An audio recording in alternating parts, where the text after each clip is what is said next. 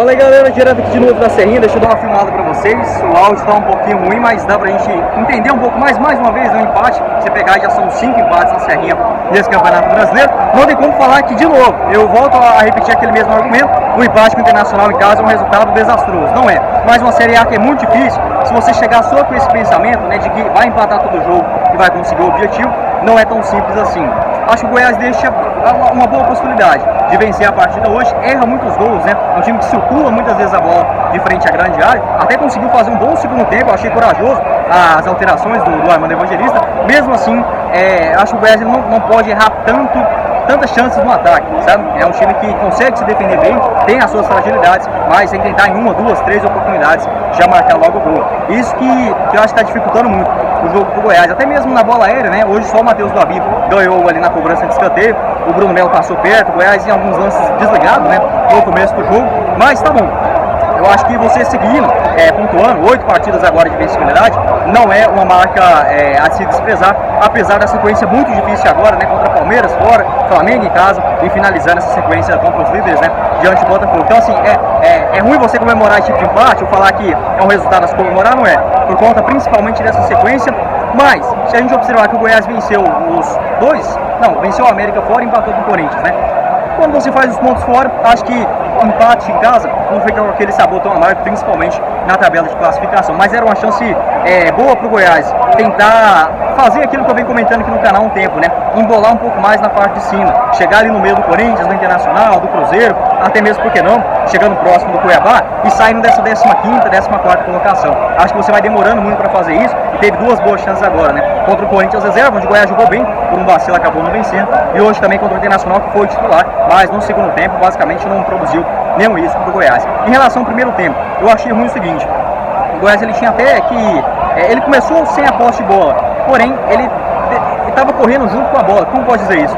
Os jogadores iam fazer a mesma jogada que o outro, então não tinha aquele jogo mais parado, com um toque mais rápido, com tabela mais curta e inversão de jogadas. O Goiás ele começava uma jogada pelo lado e terminava na mesma. Mais perigoso ainda para dizer que foi o Maguinho aparecendo bem ali na frente, né? Até foi expulso nos últimos minutos, daqui a pouco eu comento mais. Mas assim, acho que o Maguinho aparecendo na frente, ele consegue ser um jogador mais perigoso do que só ficar ali na parte de trás. O Anderson Oliveira também é um jogador que ofensivamente produz quase zero, né? Quase um jogador nulo nessa parte ofensiva.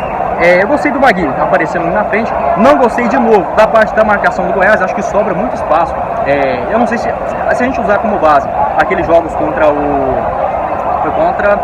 Atlético Mineiro, o Grêmio e o Fortaleza, né? Aqueles jogos que o Goiás não dava um mínimo de espaço no meio de campo, eu acho que era injusta a comparação. Mas parece que o Goiás hoje começou o jogo cansado, sabe? Já com a perna meio pesado, o Morelli principalmente. O William Oliveira não falhou, mas também não é aquele mesmo jogador, aquela confiança de jogos anteriores. Eu achei o Goiás um pouco preso ali no primeiro tempo. Teve até algumas espetadas com o João Magno.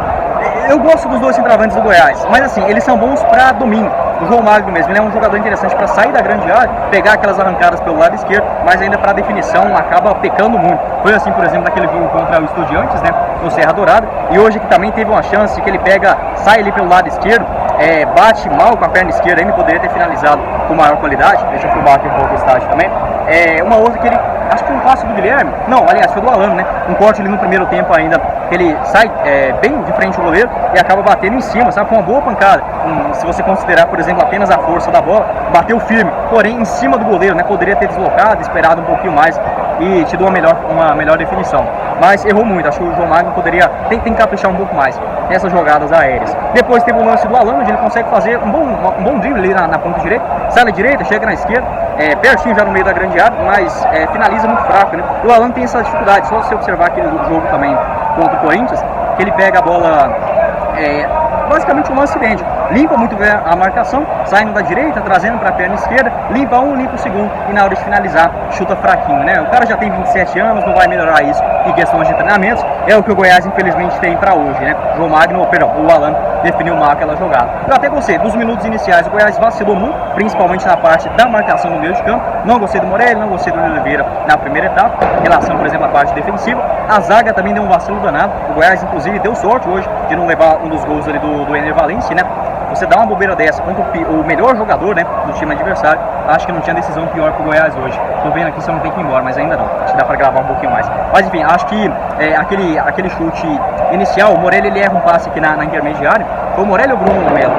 Mas o Goiás ele perde a bola e o Ener Valencia sai cara a cara com o Tadeu, consegue fechar muito bem o ângulo, a boa finalização, acaba salvando o Goiás, ali por volta dos 20 minutos, se eu não estiver enganado, do primeiro tempo. Depois uma outra, que o Lucas Alter, ele tenta sair jogando, erra, depois a bola volta para ele também, foi nessa jogada que o Ener Valencia finaliza, o Tadeu pega. Uma outra que o Bruno Melo, se não estiver enganado, acho que foi ele ou o Lucas Alter, dá um chute para frente, a bola pega o efeito contrário, vai para trás. Na minha avaliação, o Tadeu tinha que ter saído naquela bola de soco, ou até mesmo encaixado, né, porque já que não era uma intenção de recuo, acho que ele demorou demais. Da mesma forma, o Bruno Melo também não protegeu o Ener Valencia de chegar na bola e ele finalizou uma defesa espetacular, pelo menos aqui de onde eu tô, uma defesa espetacular do Tadeu, mas não precisava, ele esperou a bola pingar. O Valencia também tem uma qualidade espetacular, né, mandou a bola ainda de primeiro, mas achei uma vacilo do Goiás que por pouco não leva o gol. Uma outra bola aérea, o Goiás bem nesse quesito também, e aí vem o segundo tempo.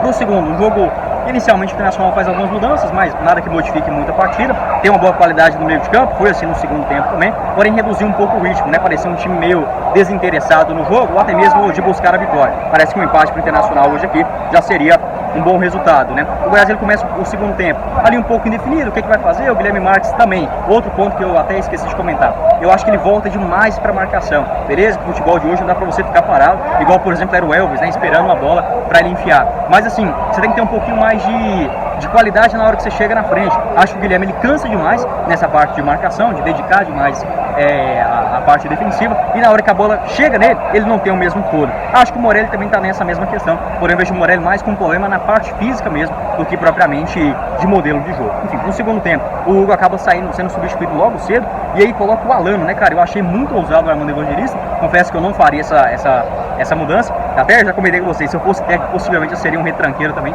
mas assim, não aquele retranqueiro de esperar uma bola, mas na decisão de jogadores, acho que hoje o Armando foi muito inteligente e possivelmente deve ter treinado isso, né, durante a semana.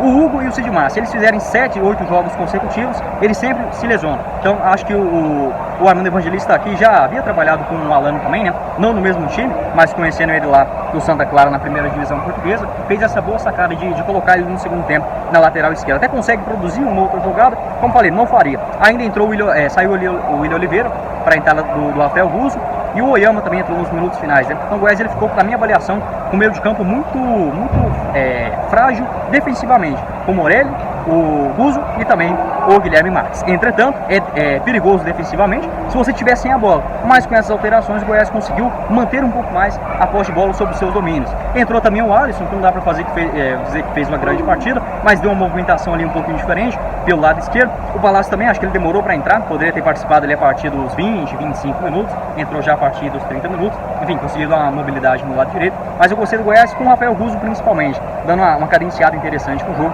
pode ser um jogador interessante daqui pra frente, né, no Campeonato Brasileiro. O Goiás até consegue criar uma outra jogada, principalmente com a bola aérea, né, tentando cruzamento para dentro da grande área. Um aqui que o Rafael Russo, um belo cruzamento do Alan pelo lado esquerdo, ele cruza para dentro da grande área. O Rafael Russo parece que fecha o olho. Foi um lance semelhante, por exemplo, aquele do Atlético Paranaense, né, onde ele poderia ter dado o carrinho, marcado o gol no empate também por 1-1 na Serrinha. Mas enfim, acho que o Alan fez até uma boa partida aqui como lateral esquerdo, porque não? Pode ser uma possibilidade. Lembrando que o Sander já volta, né, no próximo jogo contra o Palmeiras. O Guzo é essa oportunidade, teve também uma cobrança de escanteio do Guilherme Marques e a cabeçada do Matheus Babi, né? Ele desvia ali no primeiro pau, e o Goiás tem que cobrar escanteio no primeiro pau mesmo.